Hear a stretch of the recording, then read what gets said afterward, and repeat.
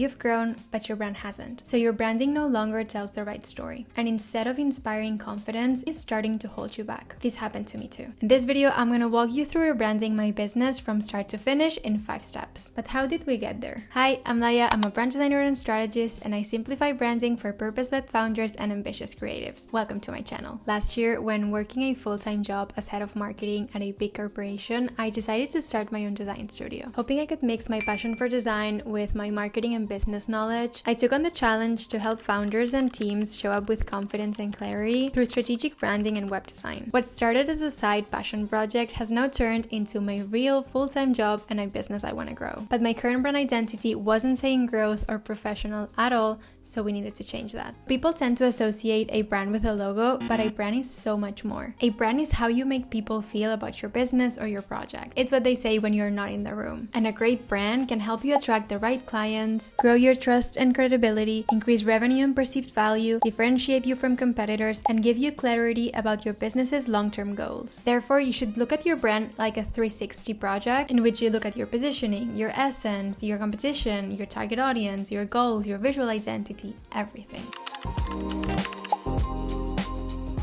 The first step before rebranding anything is looking at the current state of your brand. Being such a perfectionist myself, and to encourage me to take action and not overthink everything in my business, I challenged myself to launch my business in less than 30 days. You actually have a series on my social media all about this. And although it made me take action and actually start, which is something I was struggling with, I don't know, I feel like the end result of the brand identity and the brand strategy, it wasn't something I was proud of. It was rushed and it was honestly half-assed, so I felt like it no longer represented me. So taking this experience into consideration, I knew that creating a solid brand strategy was key for actually knowing where I wanted to go and what my visual identity should look like.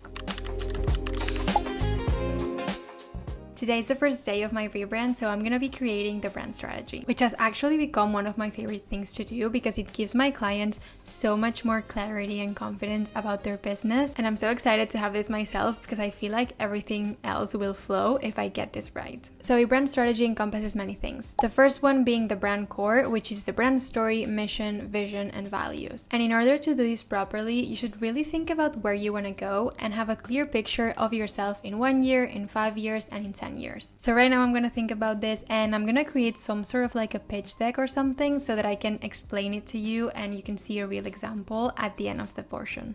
Or like this video's portion. Okay, it's a bit later now. I've got my brand core done. So right now it's time to look at my competitive advantage and my positioning. And to do that, I always have 6 questions that I need to fill in order for me to get clarity on the positioning statement. So the questions are: what makes me different? How is my customer experience? Why would someone pick me? Why would someone not pick me? What should I avoid? And how can I stand out? Now that we have the core, positioning, and competitive advantage, it's time for the target audience. And I'm gonna create that using buyer personas. A buyer persona is basically a personification of your ideal client, which is a very helpful tool to determine the pricing, the messaging, and everything else. And having worked in marketing for many years, something that I see a lot of people do is create very generic buyer personas. So ideally, other than the typical demographic attributes like age, gender, location, etc., you should also include psychographic and behavioral attributes like values, goals, frustrations, expectations, preferences, spending habits, etc. And obviously, this should be backed up by research and interviews of real people, so if you have a chance to do that,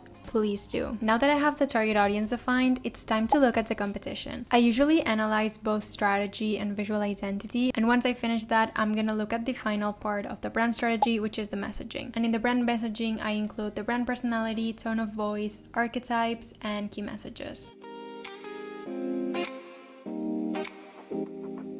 As promised, I wanted to present Laia Branding to you. So I have here on my laptop my brand strategy, and I'm going to present it to you. When I started working in the industry, I thought that branding was mostly about the visuals, the colors, the logo, the typography, etc. But as I grew in my career, especially while leading the marketing team at a multi-million-dollar corporation, I saw firsthand that design without strategy falls flat. Brands that connect, inspire, and grow aren't just design. They're built with intention and purpose. That realization is what gave birth to Laia Branding. I wanted to create a space where business owners and teams could go beyond that surface level design and uncover the clarity, consistency, and meaning that makes a brand truly powerful. So from guiding a first-time founder to helping established businesses evolve, my approach has always been grounded in strategy, empathy, and storytelling. And although I'm based in Barcelona, I work with clients worldwide with always the same goal: to leave them with a brand that feels aligned, timeless, and unmistakably theirs. So moving on to my mission, it is to help business owners create strong brands that make an impact and drive real results through strategic branding. And I aim to become the go-to branding partner for businesses who want more than just a pretty logo. They want a brand that connects, inspires, and drives growth. I've always believed that brand values should be the core of everything and it should guide the business decisions that you make. So my brand values are strategy first. From positioning to visuals, I build brands that are as smart as they are beautiful. Empathy and authenticity, I listen first, design second. My work is shaped by my client's story, goals, and audience. Empowerment, I guide my client through the branding process, empowering them with knowledge and providing consistent support for long-term success. I don't just deliver the project assets, I leave them with the tools and confidence to own their brand moving forward. Clarity, because design is communication, not decoration. So I create clean, timeless work that speaks with purpose and communicates effectively without unnecessary complexity or noise. And curiosity. I always stay curious and open to new ideas, continuously learning to bring fresh perspectives to every project. As far as the competitive advantage goes, I'm not gonna read all of it, but just so that you know, I fuse strategy, design, and marketing into a holistic approach that goes beyond aesthetics and delivers creativity with real measurable results. So businesses looking for purely aesthetic solutions may look somewhere else because clients choose me not only for beautiful design, but also for a strategic approach and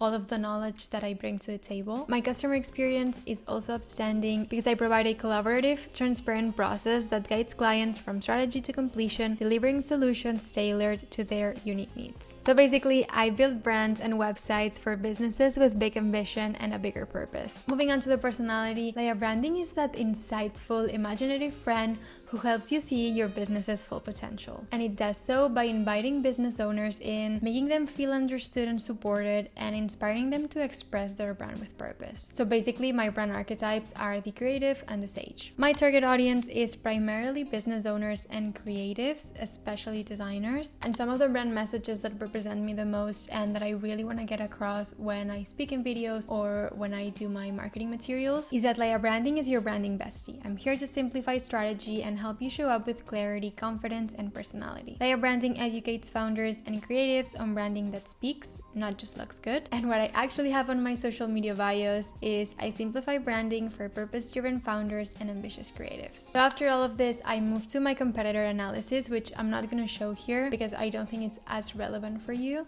but I'm just going to insert the slides here. And then looking at the creative direction, which you'll see in my next clip, this is the brand aesthetic that I'm going for. Something simple, something natural, yet modern at the same time. And then something that's a bit more mature. My old brand identity was very, I don't know, it was playful, so I wanted it to be less playful. It's a few days later, and right now I'm gonna develop the creative direction, which is basically the bridge between the brand strategy and the visual identity. And that's because the brand strategy will inform the creative direction and the creative direction will inspire the visual identity. During this process, I always hand to my clients at least 2 creative directions so they can choose which one they resonate the most with. But since I have a very clear idea of what I wanna do, I'm just gonna create a mood board so you can see and I can reference it if I need to. So I'm gonna do that and just call it a day. Let's go. Good morning, everybody. Today is a PJ kind of day, as you can see, and it's the start of actually designing something tangible. So any visual identity is composed of many elements and many things. However, the first that I typically design is the logo. I say this in every video of mine, so I'm gonna keep it short. Just remember to actually design more than one logo and make the brand responsive. It's crucial that a brand has a collection of logos that look very similar, that have different sizes and proportions, that they can be used in different materials and different surfaces. The base for all of the logo designs is my handwritten name. I wanted to have something with my handwriting because it feels more personal, it builds instant connection, and it says, I'm here for your brand and I care, which is also one of my brand values. And also, the organic flow of the cursive creates rhythm and it mirrors creative thinking, adaptability, and personality, which are all part of my personal brand. With this base, for the primary logo, I added branding in a serif font underneath. Then the contrast creates visual hierarchy and speaks to multidimensionality, which is something that represents me. Creative but strategic, warm but sharp. To create the logo mark, I just took the L and added the dot of the I to create sort of like a closed concept or shape. And I created many variations with a circle around it to represent community and to mimic a stamp or a badge. And something that I didn't have before is a designed by version of the logo. I feel like this could be useful for my social media especially, so I created 3 versions of that, even though my favorite one is the fully horizontal layout. And voila, these are all of my logos. They are designed in black and white because I'm gonna apply the color tomorrow, but I'm definitely gonna do the color tomorrow, not today, because I'm exhausted and I kind of need a break. Different day, same PJs. After a lot of thought, I ended up going with this color palette because brown represents stability and trust, white represents simplicity and clarity, blue represents wisdom and professionalism, and then the orange conveys a touch of personality and creativity. For the typefaces, I used a Leo as not my favorite one, as my primary font, which is a serif. Urban is for my body text, which is a sans serif. And then for the complementary font, I actually created my own typeface, which I plan on doing a whole video about this, so comment down below if it's something that you would want to see. Moving on to the icons, I actually free drew some of them so they look more professional and authentic. And I left the brand pattern as it was before I rebranded because I feel like it fits the vibe. It has a lot of purpose, so I actually like the design. Hello. It's been a couple of days since I talked to you. I always wait a couple of days or weeks after I design something to see if by looking at it later I like what I designed in the first place, because it has happened to me where I designed something, I'm very proud of it, and then I look at that 3 days later and I think, oh wow, that's horrible. So I always like to wait a couple of days and relook at what I've designed, but I did that. I still like what I designed, so I'm gonna give it a yes. And to finish the visual identity, I'm now headed to a photo shoot, which I've never done before. So I'm gonna finish getting ready now and I'm gonna head there, and I'm gonna insert here all of the b-roll that I get from the day so that you can see the vibe and the aesthetic I'm looking for.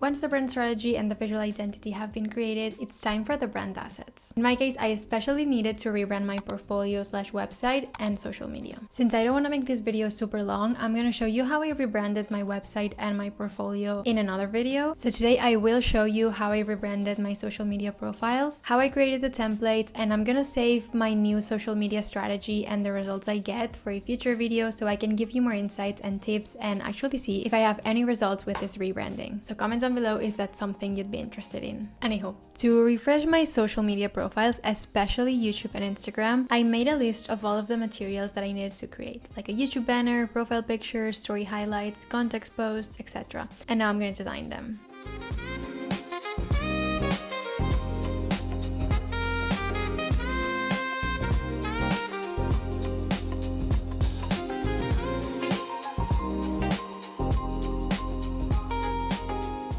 Alright, so I'm done with the majority of the posts.